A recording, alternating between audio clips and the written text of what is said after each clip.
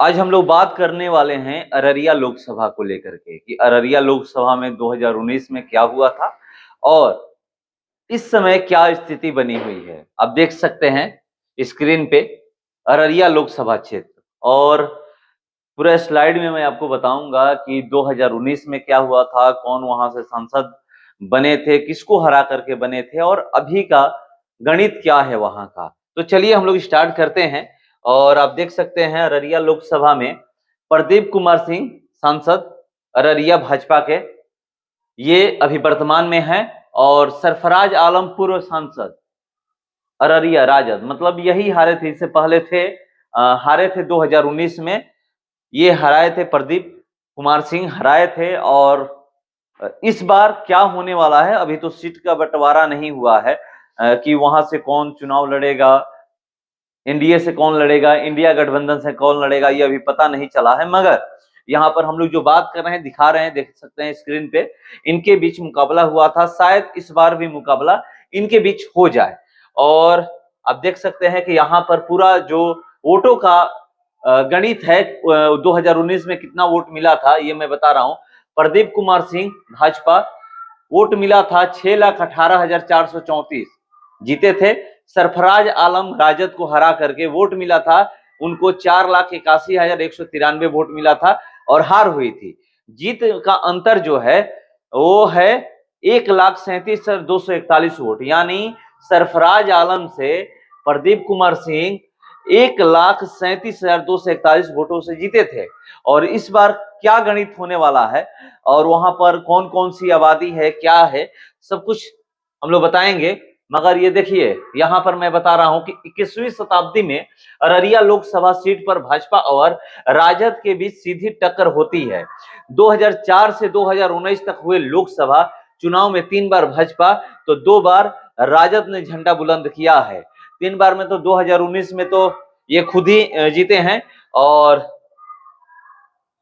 यहां पर मैं आपको दिखा रहा हूं, ये देख सकते हैं 2020 के विधानसभा चुनाव के अनुसार देखिए तो 3 सीट भाजपा, अररिया लोकसभा में जितना सीट पड़ता है विधानसभा का, उसमें 3 seat Bhajpa, 1 seat JDU, 1 seat Congress और 1 सीट एआईएमआईएम पाला बदल कर राजद में चले गए हैं। ये जो एआईएमआईएम के हैं राजद में चले गए हैं, कि कब्जे में रहा था और राजद के गढ़ में एआईएमआईएम का जितना ही राजद के लिए चिंता का विषय था। आप जानते हैं कि लोग कहते हैं कि अगर मुस्लिम वोट पड़ेगा वो राजद को पड़ेगा, मगर यहां पर खेल बिगाड़ दिए थे 2020 में। एआईएमआईएम के जो विधायक जीते थे, राजद का खेल बिगाड़ दिए, क्योंकि लोग ये मानकर चलते हैं कि वहां पर मुस्लिम वोट जो है आरजेडी को मिलेगा, मगर यहां पर मिल गया था किसको, और जीत गए थे कौन, एआईएमआईएम के उम्मीदवार जीते थे। और आगे में आप सकते हैं जातीय समीकरण की हम लोग बात करें तो अररिया लोकसभा में मुस्लिम, सवर्ण और यादव हैं। और यहाँ पर इनकी जनसंख्या सबसे अधिक है, इनके वोटर सबसे अधिक है। और ये कहा जाता है कि मुस्लिम और यादव ये आरजेडी के साथ, और स्वर्ण की जहां तक बात होती है, लोग कहते हैं कि बीजेपी के साथ स्वर्ण ज्यादा रहते हैं।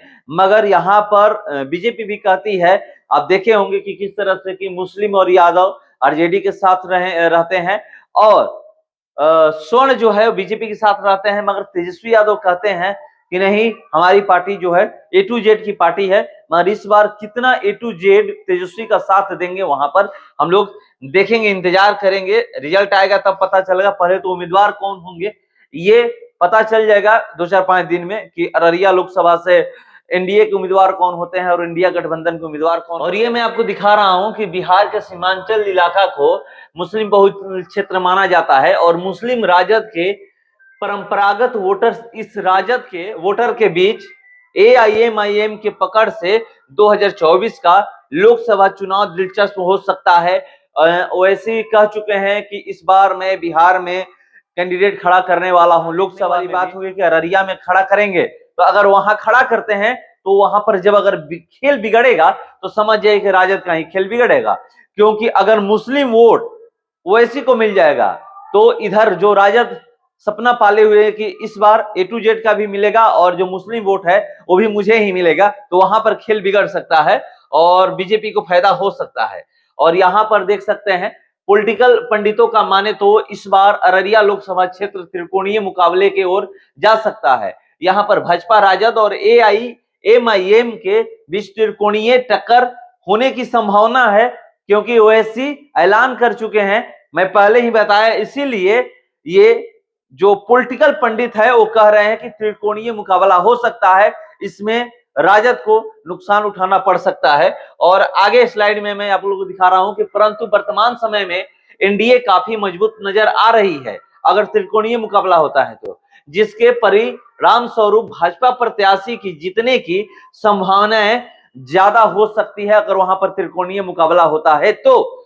ये पॉलिटिकल पंडितों का कहना है। बिहार में दोनों गठबंधनों के बीच सीटों का बंटवारा नहीं हो पाने के कारण स्थिति पूर्ण रूप से साफ नहीं हो पाई है, परंतु वहां के आबो हवा के अनुसार अररिया लोकसभा पुनः भाजपा के पक्ष में जाते दिख रहा है। त्रिकोणीय मुकाबला के अनुसार ये लोग कह रहे हैं कि वहां का जो अगर त्रिकोणीय मुकाबला होता है तो वहां पे फिर से एक बार बीजेपी की जीत हो सकती है। तो इंतजार हम लोग करते हैं कि वहां पर किसकी जीत होगी, क्योंकि अभी ये नहीं तय हुआ है कि वहां से कौन उम्मीदवार होंगे, इंडिया गठबंधन की तरफ से कौन होंगे और वैसे किसको वहां खड़ा करते हैं, किसको चुनावी मैदान में उतरते हैं, ये तो इंतजार करना होगा। मगर यहाँ पर जो तस्वीरें हम लोग दिखा रहे हैं उस चीज की हम लोग बात कर रहे हैं कि ये सारा जो अलग अलग लोकसभा का हम लोग बात करेंगे और यहाँ पर कौन कहां से पिछली बार जीता है और वहां की क्या स्थिति रही है, तो ये मैं बताने का आपको प्रयास किया। अररिया लोकसभा की स्थिति क्या है और वहां पे जनसंख्या ज्यादा है वो मैं बताया, और वहां से पे कौन 2019 में जीते थे और 2024 में क्या हो सकता है उस अनुसार। अभी भी जिस तरह से एनडीए की तरफ से यानी प्रधानमंत्री नरेंद्र मोदी कहीं भी जाते हैं तो कहते हैं कि 400 पार, तो क्या 400 पार सही में, या फिर तेजस्वी यादव जो कहते हैं कि इस बार हम बिहार में विजय रथ रोकेंगे, तो क्या